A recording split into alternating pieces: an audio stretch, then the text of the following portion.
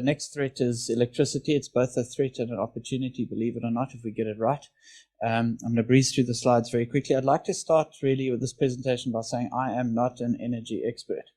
So there are energy experts here, and you'll know a lot more than I do. I'm not trying to claim that I'm going to solve South Africa's electricity problems. I'm purely going to tell you that what interested me was the load shedding we're experiencing in our family home every day. And I wondered, from an investment perspective, what does that mean for us as investors here for our clients? Is there any solution to the problem?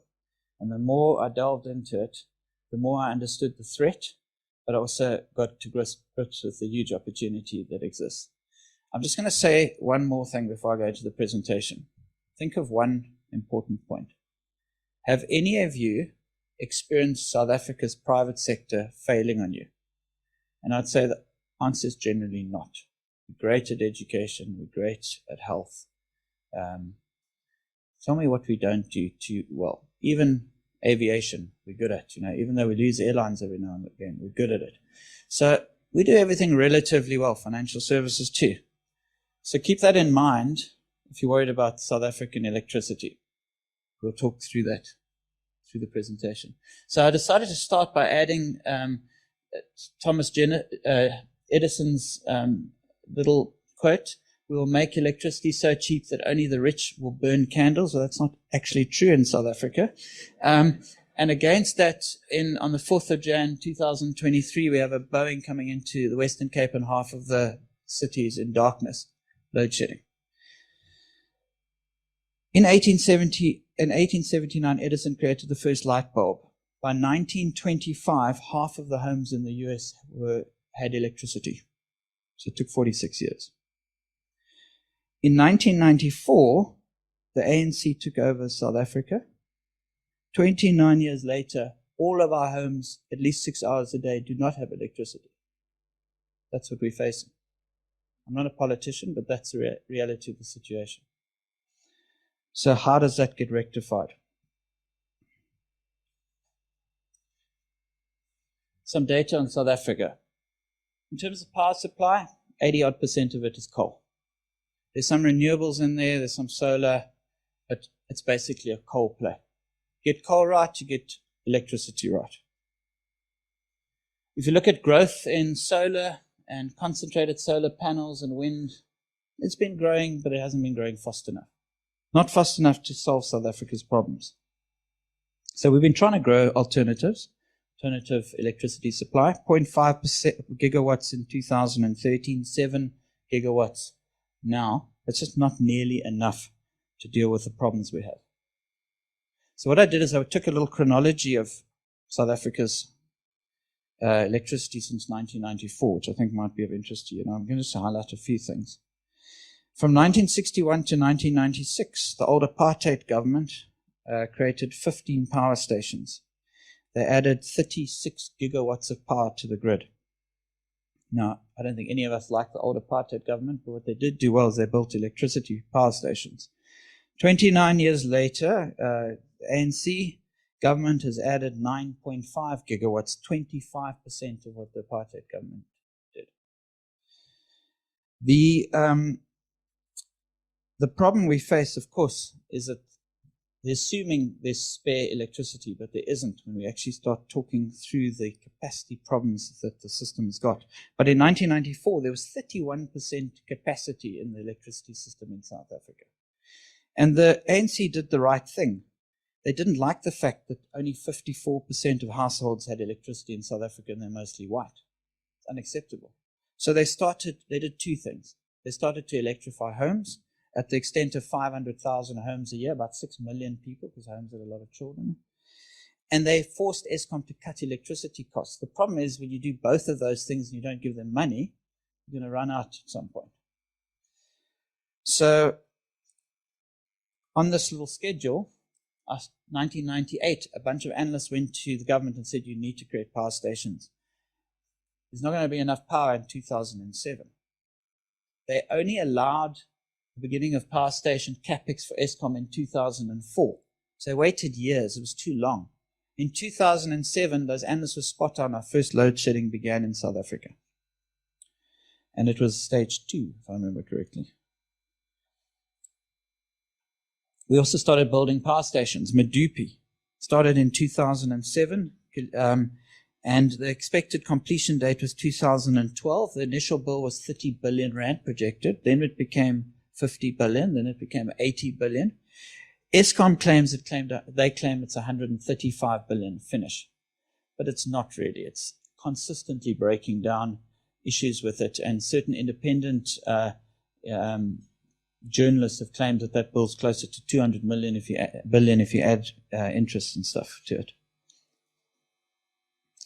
But the point really is that the chronology just gets worse and worse. And I think the important ones are stage 6. It started in 2019, and critical was the change in the regulations of the Electricity Regulation Act in 2021, and I'm going to talk to that just now. But by the end of 2022, it was the most load shedding we've had in any year, 200 days of it. And in 2023, we went to what they describe as indefinite stage 6. So what is load shedding? Because I don't think I really understood it till I did this properly. Most of us think that when there's load shedding, the grid is under like terminal illness. But load shedding is demand management. It's effectively just turning off certain areas because there's too much demand. And that demand generally happens at peak moments, usually early in the morning when we turn our heaters on. And if I remember correctly, households are responsible for about 25% of consumption of electricity, and that peaks at certain periods. But the critical thing that I found is that at those peak moments, South Africa's demand for electricity is 34.7 gigawatts, a lot, relative to what Eskom can provide at those moments, which is 26.71. So there's a gap of 7 or 8 gigawatts of power. And that is the critical thing. There are enough power plants and stuff, but there isn't electricity at those specific moments. So they turn the grid off. They turn areas off to prevent the grid from effectively tripping. Why is this important? And why is it happening? Why is load shedding? And we just go back to the reasons. So I think the power grid was designed firstly for a white minority in apartheid, we like it or not. The ANC connected thousands of black households, which they should have done. Then there was risky demand, but it wasn't supported by capital expenditure. There was looting. Then there's a Soviet-style structure of Eskom. So you've got generation, transmission, and distribution, and no incentive to improve any of those areas. And then many South Africans refuse to pay for electricity, and of course there's cadre deployment. So all of those things is a stew that created what we experience as load shedding today. And then what I did is I took a graph and I drew the extent of change in load shedding that we're experiencing too. And here's some points to note. In 2022, load shedding occurred in 43% of the hours of our lives. There are only 8,760 hours in a year, and all of us experienced 3,773 hours of load shedding. In December of last year, there was more load shedding in that 1 month than any year previous to it. And that load shedding was stage 4 and no longer stage 2. So we changed not only the length of load shedding, but the intensity of it. And the problem probably lies to some extent here. It's the capacity factor. So there's this mix of potential areas that you can source electricity from: solar, pump stations, wind, coal, nuclear, hydro. Notice that nuclear and hydro tend to have high capacity. You can access that electricity when you need to. It doesn't help when Kuberg's broken 2 of its units due to lack of maintenance and a life stage issue. But the problem is coal, which should be at 80 or 90%, is running under 60%. In fact, it's running at 51%. So that's really coal. You should be able to get it at any moment. Solar, you can't get it at any moment unless you've got batteries. So the problem we're facing is with new generation power needs batteries. You can't access it at all times. And the stuff that's been around for donkey's years that should be able to provide instant access to electricity isn't working.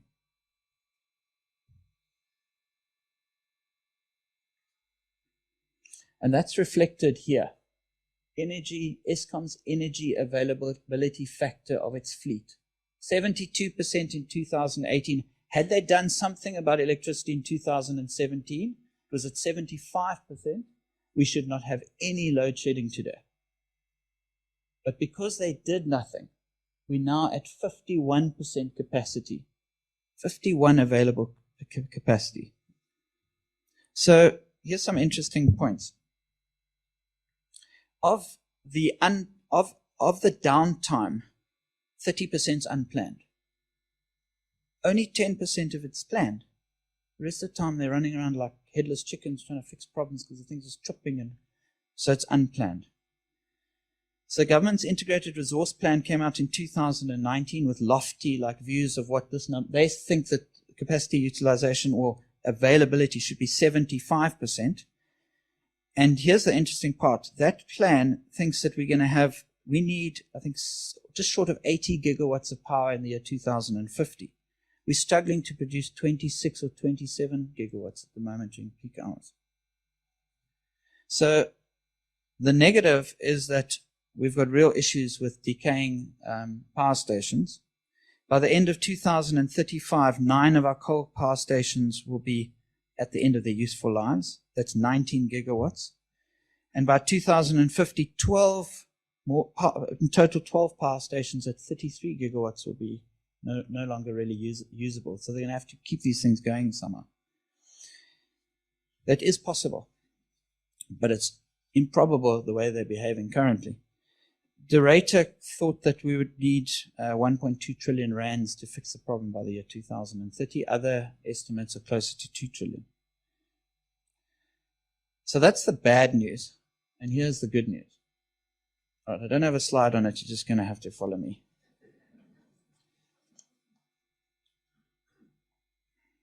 There's action, and it's coming in the form of the private sector.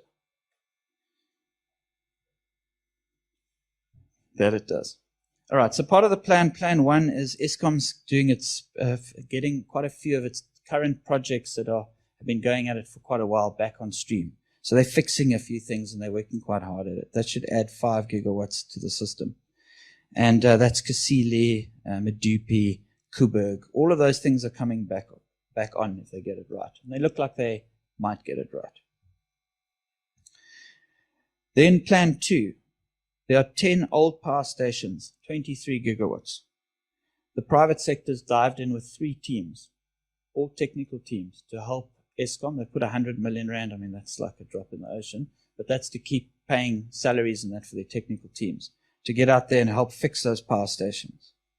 So that's the second part of the plan. That'll make a big difference. If they get this right, within 2 years, there'll be stage 1 or 2 or no load shedding, if they get it right. Probably the biggest and most important change, though, is Plan 3, which can add 5 gigawatts a year. And that's legislative developments.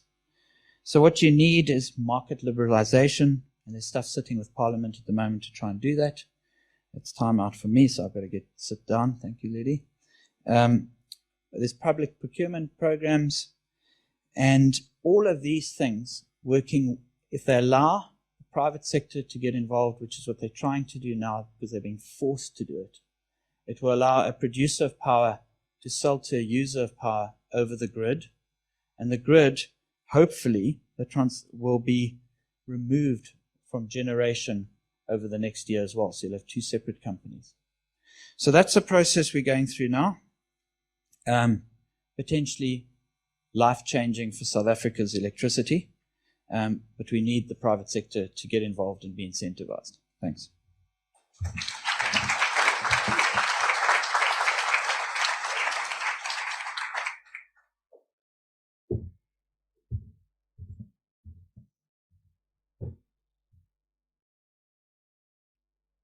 So this is the opportunity that arises from that, from the description that Adrian just took us through. If you look back in the last 5 years, companies that are exporters earn money in hard currency, whether dollars or euros, have performed phenomenally well. Companies that have seen their fortunes not being tied to domestic consumption, to domestic growth, but rather global growth and global consumption. That's on the left-hand side. You can see it's mining companies, rent hedges, whether it's in industrials or any other sector that manufactures and exports. But anything on the right-hand side of this chart where the consumer, like you and I, subject to whims of political risk, domestic policy mismanagement, and so on, that those sectors have really had it tough in the last 5 years.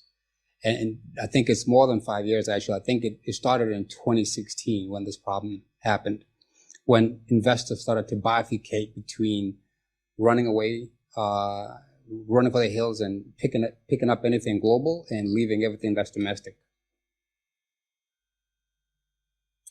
So when you think about that, the difference in returns between domestic earners, rent earners, and dollar earners has led to differences in valuation. So naturally, you can expect that sectors, banks, retailers, for the most part, retailers have really been hit the hardest. That's really where the cheapness is. You can see the forward multiples have really compressed in domestic companies. Now, this is obviously very difficult for any one of us to internalize mentally because we're human beings. We get nervous. Adrian had just talked to us about how to solve the electricity problem. And South Africa doesn't have a how-to problem. It has an execution problem. As you know, we all have ideas. Some of us do a great job of peddling secondhand ideas. We're secondhand dealers of ideas. But we're third or fourth hand executors of even the worst ideas. So when you look at valuations that stick out like this domestically that are so cheap, and you say, what execution in the macro environment will happen? Well, you cannot pinpoint it. You cannot pinpoint it. The day you try to pinpoint it, when you see it, the valuations will have moved. So South Africa Inc. or domestic Inc. is really where the greatest opportunity for future valuations or future returns come from. Just to give an example of this is a company, Mr. Price, that is a complete domestic retailer of clothing. They do nothing else but purely discretionary items. And when you look at their share price, when you look at their multiple in red, and when you look at their return on equity in blue, still above 30%. If I told you a company has been hit terribly by a macro environment, but it still has a return on equity that's at 30%, now how is that possible? How is that possible that in a sea of negativity, you can still generate a return of 30%? Now, we know one thing as a law of investments is that as an investor, if you hold a company long enough, you will never get more of a return from it than it can get from the economy. So if it's getting 30% return from the economy and you hold it 5, 6, 7, 10 years, you can get a compound 30% return. Okay. So that's really where the opportunity in valuation comes from, is huge returns await those that are brave enough, but also thoughtful enough to pursue current opportunities or to make decisions within an environment of current fear. The next opportunity we have in the portfolio, Mr. Price is certainly one we hold in our portfolios. The next opportunity is FirstRand. FirstRand is simply the best banking franchise in the country. And it's not the best banking franchise in the country for any reason other than it does everything that other banks do. It does well. But I think many of you are holders of eBucks benefits. And eBucks benefits provide their consumers with tangible currency or rand benefits to go to the petrol station and use them to transact. Now, no other bank has a loyalty program as extensive and as liquid and as monetizable as eBucks. What that does, it provides FirstRand with something called switching costs, meaning that if you have to leave FirstRand to go to ABSA and you've been doing well with the eBucks, you want ABSA to compensate you for that, won't you? Except ABSA won't do it. They'll put you into their little program which is not nearly as monetizable as eBucks is. So what do you end up doing? Not switching. You don't want the inconvenience, so you stick with First Rand. And if you stick with First Rand, benefiting from eBucks, you then get an opportunity for First Rand to sell you more than one product. And this is the reason why you see earnings of First Rand continually growing. And you see dividends continually growing. And you find more interruptions, cyclical interruptions to other banks, to earnings of other banks and dividends of other banks than First Rand's. So it's a great holding. It's one of our top holdings. It's a great opportunity for us.